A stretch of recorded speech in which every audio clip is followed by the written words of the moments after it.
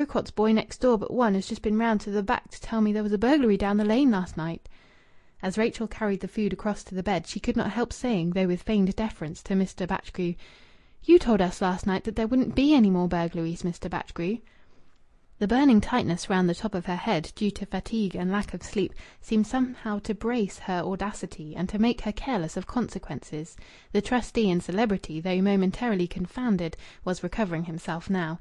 He determined to crush the pert creature whose glance had several times incommoded him. He said severely, "What's a burglary down the lane got to do with us and this here money?" "Us and the money?" Rachel repeated evenly. "Nothing. Only when I came downstairs in the night the greenhouse door was open." The scullery was still often called the greenhouse. "And I'd locked it myself." A troubling silence followed, broken by Mr. Batchgrew's uneasy grunts as he turned away to the window, and by the clink of the spoon as Rachel helped Mrs. Maldon to take the food.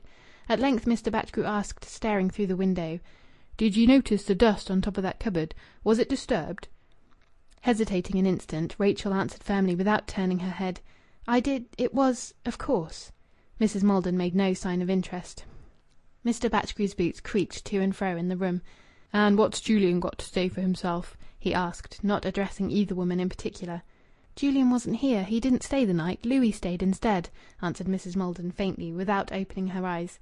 "What? What's this?" "Tell him, dear, how it was," said Mrs. Maldon, still more faintly. Rachel obeyed in agitated, uneven tones.